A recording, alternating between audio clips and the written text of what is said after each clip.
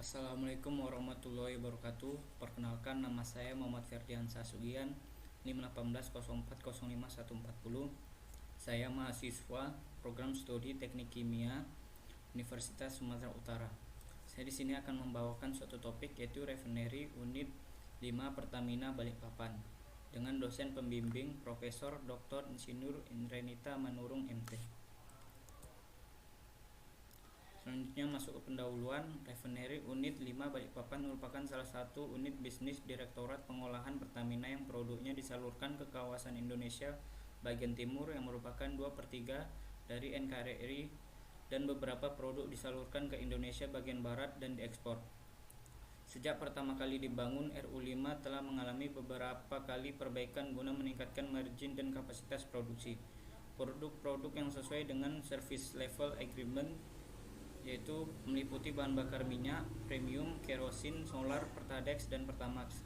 Non bahan bakar minyak, smooth fluid 05, dan LPG. Seluruh produk yang dihasilkan digunakan untuk memasuk kebutuhan dalam negeri, khususnya wilayah Indonesia bagian timur, berlokasi di Balikpapan, Kalimantan Timur.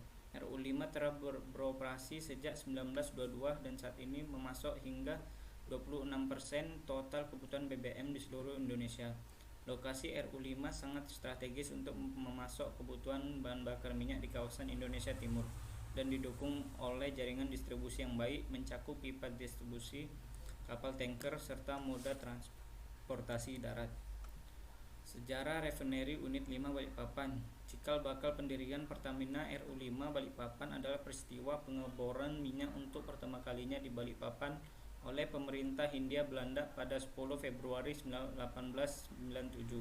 Peristiwa bersejarah tersebut menjadi awal mula berdirinya kota Balikpapan. Pengeboran sumur minyak pertama yang diberi nama Sumur Matilda dilakukan oleh Matilda Corporation, kerjasama antara J.H. Manton dan Adam dari Samuel dan Co. Mana pada tahun 1897 dilakukan pengeboran minyak pertama di Balikpapan. Kemudian pada 1899 Shell Transport dan Trading Ltd membangun kilang Balikpapan. Kilang Balikpapan 1 dibangun, kemudian pada 1948 kilang Balikpapan 1 dibangun kembali pasca rusak akibat Perang Dunia Kedua. Pada 1950 kilang Balikpapan 1 beroperasi kembali, kemudian pada 1966 PN Permina membeli kilang Shell. Pada 1980 kilang Balikpapan 2 dibangun. Pada 1984 kilang Balikpapan 2 beroperasi. Pada 1995 upgrading kilang Balikpapan. Pada 1997 kilang Balikpapan 1 beroperasi, dan pada 2017 kilang RU5 sampai saat ini dengan kapasitas 260 million barel steam per hari. Unit operasi RU5 beserta kapasitasnya. Refinery Unit 5 memiliki kapasitas pengolahan minyak mentah 260 million barel steam per hari, setara dengan 25% dari kapasitas intake nasional, dan market share BBM 15,6% skala nasional.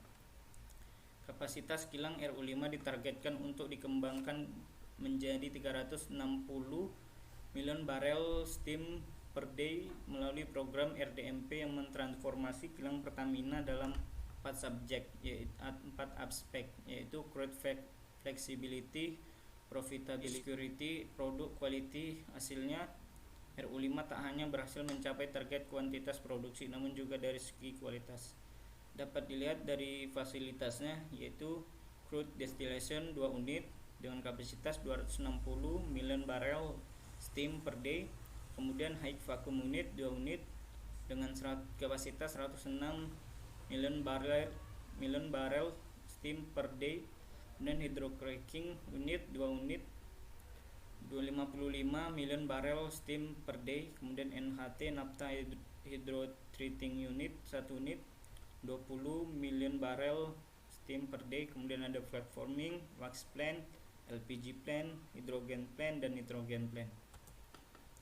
Dan selanjutnya yaitu produk Refinery Unit 5 Balikpapan, di mana di sini ada beberapa produk, di mana ada produk BBM bahan bakar minyak, ada produk bahan bakar khusus, dan produk bahan bakar non bahan bakar minyak, kemudian dan lain-lain. Produk BBM sendiri yaitu ada premium, kerosin, solar. Kemudian ada bahan bakar khusus, ada Aftur, Pertamax, Pertalite, Pertadex, IDO atau industri diesel oil untuk industri. Kemudian ada MGO, marine gas oil. Kemudian untuk non bahan bakar minyak ada LPG, YBW, Yellow Batik Wax yaitu lilin untuk pembuatan batik. Kemudian HCR, kemudian OBM SF05, LAW05, Low Aromatic, White Spirits, nyawa aromatik. Kemudian setelah itu ada Net Bottom Fractionator atau NBF dan lain-lain. Itu ada nafta, LSFO V1250 dan LSWR V1250, yaitu yang residu dari lilin itu yang rendah sulfur. Selanjutnya ada flow proses diagram kilang RU5 Balikpapan. Pada awalnya minyak mentah yang berasal dari tempat pengeboran tengah laut, kapal-kapal tanker disimpan sementara di terminal Lawe dan terminal Balikpapan. Minyak tersebut akan diblending menjadi mix crude oil, kemudian disalurkan ke PT Pertamina Balikpapan melalui pipa-pipa di bawah laut sepanjang 17 km. Minyak mentah yang disalurkan ke PT Pertamina RU5 akan melalui dua proses utama, yaitu primary proses di mana mix crude oil diubah menjadi bermacam jenis minyak, yaitu LPG, kemudian ada light naphtha, heavy naphtha, kerosin, aftur, light gas oil, kemudian heavy gas oil, dan long residue yang merupakan minyak dengan titik didih tertinggi. Jadi yang dari atas ini dia memiliki titik didih yang rendah, kemudian lama-lama dia yang di bawah ini memiliki titik didih yang tertinggi. Kemudian terdapat dua jenis proses pada kilang Pertamina RU5 Balikpapan, yaitu primary proses, kemudian ada secondary proses. Pada proses primary ini dilakukan adalah pemanasan dan pemisahan minyak berdasarkan titik didih pada tekanan atmosfer di crude oil distillation ini. Kemudian long residue yang dihasilkan pada crude oil distillation unit 4 diolah pada high vacuum unit 2. Kemudian dengan menggunakan tekanan vakum untuk menghasilkan high vacuum gas oil atau FGO dan residu long residue, short residue. Kemudian pada secondary proses selanjutnya dilakukan penambahan senyawa hidrogen dari hidrogen plant terhadap HVGO yang keluar dari HV2 pada hydrocracker unit HCU ini. Kemudian akan dilaksanakan pencampuran dengan komposisi yang sudah distandarisasi berdasarkan persen volume untuk mendapatkan produk yang diinginkan.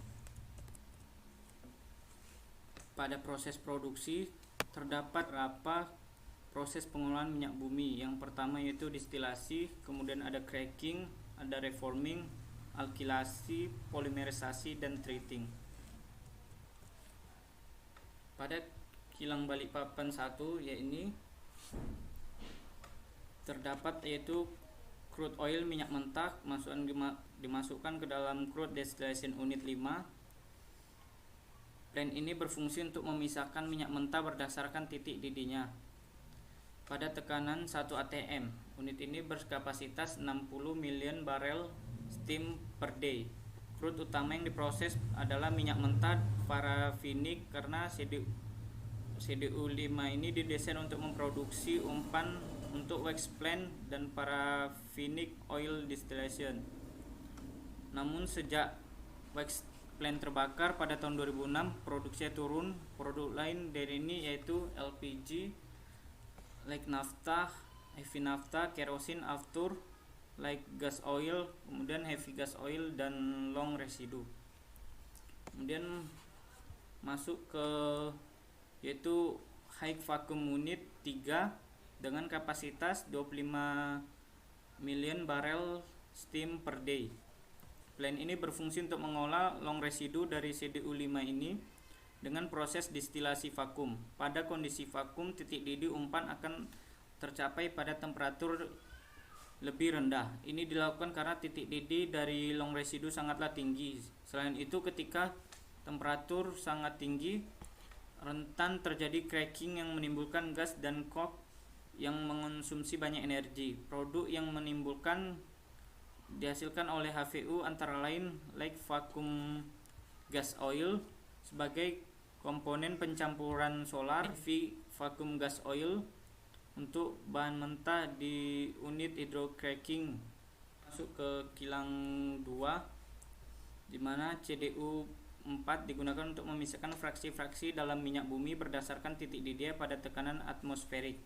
Berdasarkan desainnya, unit CDU 4 ini digunakan untuk mengolah campuran minyak mentah crude yang berasal dari andil dan berkapai dengan komposisi 60% banding 40%. Kapasitas unit ini yaitu 200 million barrel steam per day.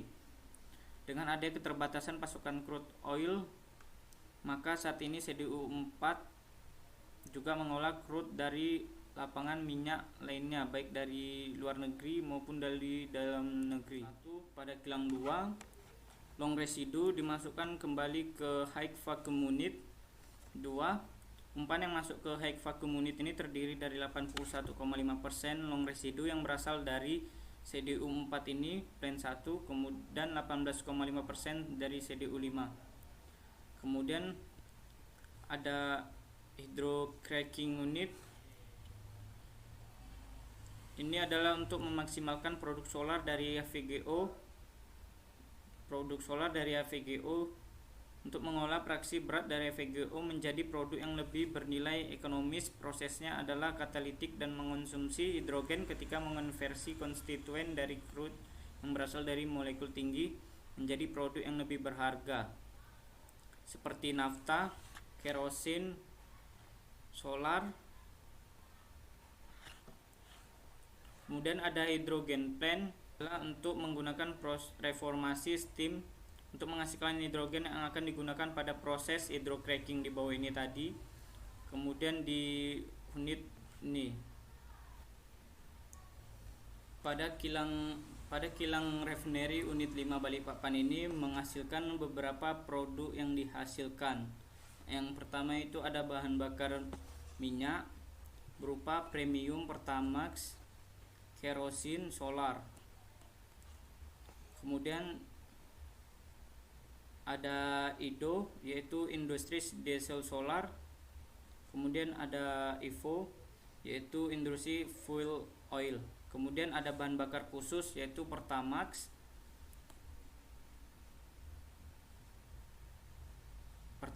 kemudian marine gas oil dan aftur. Kemudian ada non BBM yaitu ada LPG, wax. Kemudian ada nafta, low aromatic white spirit LAWRS. Kemudian ada low sulfur waxy residue, kemudian ada smooth fluidi 05. Kemudian ada produk lain yaitu nafta untuk yang ke yang kilang ke-6. Kemudian ada LSFO V1250, kemudian ada HVGO, kemudian ada V1250 dicampur untuk ke kilang 4 dan kilang 6. Kemudian ada refinery gas yaitu refinery full gas dan oil. Selanjutnya masuk ke alat ukur laju alir pada proses refinery unit 5, yaitu saya memilih turbine flow meter. Turbine flow meter merupakan salah satu jenis pengukur debit aliran yang cukup dikenal karena beberapa keunggulannya. Jenis pengukur aliran ini identik dengan kemudahan pengoperasiannya dan pemeliharaannya, dan digunakan di beberapa sektor industri sebagai metode yang andal, hemat biaya, serta memiliki hasil pengukuran aliran yang tergolong sangat akurat. Flow meter turbin ini dirancang untuk memaksimalkan dan meminimalkan penurunan tekanan, mempertahankan laju aliran, dan menawarkan output sinyal yang sebanding dengan laju aliran di dalam pipa. Berikut adalah gambar turbin flow meter, dan ini adalah gambar bagian dalam dari turbin flow meter. Prinsip kerja dari turbin flow meter ini bisa dikatakan cukup sederhana karena diawali dengan aliran yang fluida yang mengalir melalui meteran turbin. Fluida tersebut selanjutnya akan menimpa bilah turbin sehingga terjadi gesekan dan membuat bilah turbin berputar di sepanjang garis tengah rumah turbin. Kecepatan rotasi rotor berbanding lurus dengan kecepatan fluida yang mengalir melalui turbin. Dalam kasus ini terjadi perubahan gaya, yakni gaya horizontal dari fluida yang mengalir menjadi gaya tegak lurus yang diinduksi oleh sudut dan bentuk bilah sehingga menimbulkan rotasi pada rotor. Oleh karena itu, rotor akan segera berputar setelah dia menginduksi gaya maju dari fluida dan akan berhenti ketika gaya maju tersebut berhenti. Sensor pickup terpasang di atas rotor tadi, kemudian setiap putaran bilah magnet akan memberikan sinyal pada sensor. Sinyal yang diberikan pada dalam bentuk denyut yang sebanding dengan kecepatan rotor. Sinyal yang dihasilkan tersebut menginterpretasikan pulsa per unit volumetrik termasuk juga laju aliran. Kemudian ada selanjutnya pengaplikasian flowmeter turbin. Flowmeter turbin banyak diaplikasikan pada beberapa sektor industri, baik itu industri skala besar maupun kecil. Perlu diketahui bahwa flowmeter ini tersedia dalam beberapa ukuran, di mana masing-masing ukuran disesuaikan dengan kondisi operasional. Adapun beberapa industri yang umumnya mengaplikasikan jenis flowmeter ini meliputi pengolahan minyak dan gas, contohnya Pertamina, kemudian pengolahan air dan limbah, utilitas gas, pembangkit listrik, pabrik makanan dan minuman, penerbangan, pabrik farmasi, dan sektor pertambangan. Selanjutnya yaitu kelebihan turbin flowmeter. Turbin flowmeter memiliki beberapa keunggulan bila dibandingkan jenis flowmeter lainnya. Adapun keunggulan yang meliputi memiliki rasio turn down hingga 35:1, rangeabilitas aliran yang luas termasuk untuk laju aliran rendah. Kemudian tingkat akurasi yang baik, konstruksi sederhana namun memiliki ketahanan yang baik, kemudahan instalasi dan perawatan, koneksi yang fleksibel ke instrumen aliran lainnya, dapat beroperasi pada berbagai kondisi suhu dan tekanan, penurunan tekanan yang rendah di turbin. Kemudian ada kekurangan dari turbin flowmeter ini. Terlepas dari segala kelebihan, terdapat beberapa kekurangannya. Seperti yang pertama, tidak cocok digunakan untuk menangani cairan dengan tingkat korosif yang tinggi. Adanya gelembung dalam cairan dapat mempengaruhi akurasi, membutuhkan tekanan balik yang konstan untuk mencegah timbulnya kavitasi atau gelembung udara. Kemudian sensitif terhadap perubahan viskositas cairan, membutuhkan jaringan pipa yang lurus pada hulu dan hilir meteran turbin agar pusaran pada cairan dapat menghilang. Kemudian mungkin tidak dapat berfungsi dengan baik pada cairan dengan viskositas tinggi, di mana profil aliran berlapis. Untuk akurasi membutuhkan profil aliran yang turbulen, di mana kecepatan fluida konsisten melewati keseluruhan diameter pipa, dan tidak cocok diaplikasikan untuk liquid dengan kandungan benda padat di dalamnya. Sebaiknya dipasang pada saringan bagian bawah hulu sebelum cairan memasuki flowmeter. Selanjutnya adalah faktor penting dalam pengoperasian turbin flowmeter. Untuk memperoleh hasil output yang maksimal dari turbin flowmeter, maka terdapat beberapa faktor yang penting yang perlu diperhatikan. Misalnya saja aliran yang sangat rendah dapat mempengaruhi hasil bacaan pada sensor karena adanya hambatan pada rotor, gaya dorong yang kurang. Sebaiknya jangan mengoperasikan meter turbin pada kecepatan tinggi karena dapat menyebabkan keausan dini pada bantalan atau bahkan dapat memicu kerusakan. Kemudian perlu juga diketahui bahwa jenis cairan tertentu dapat menjadi pelumas bagi bantalan, misalnya saja minyak. Namun apabila cairan yang dialirkan tidak membentuk terjadi pelumasan, maka sebaiknya kita waspadai terhadap keausan bantalan. Karena keausan bantalan dapat menurunkan akurasi dalam beberapa aplikasi. Penggantian bantalan secara rutin perlu dilakukan namun tentu juga akan menimbulkan biaya perawatan. Aplikasi untuk cairan kotor sebaiknya dihindari, terlebih bila cairan tersebut korosif karena dapat merusak bantalan. Singkatnya, flowmeter ini memiliki komponen yang bergerak yang dapat mengalami degradasi seiring waktu penggunaan. Kemudian yaitu selain itu adanya transisi cairan dari cair ke gas secara mendadak harus dihindari karena secara mekanis dapat menekan flowmeter, menurunkan akurasi, bahkan dapat merusak flowmeter. Kondisi ini biasanya terjadi pada ketika mengisi pipa di bawah kondisi slug flow atau aliran siput. Kondisi aliran dua fase juga perlu dihindari karena bisa menyebabkan turbin flowmeter menghasilkan output yang tidak akurat. Demikianlah hasil dari tugas saya. Mohon maaf apabila ada kata-kata kesalahan. Wabillahi taufiq wal hidayah. Wassalamualaikum warahmatullahi wabarakatuh. Sekian dan terima kasih.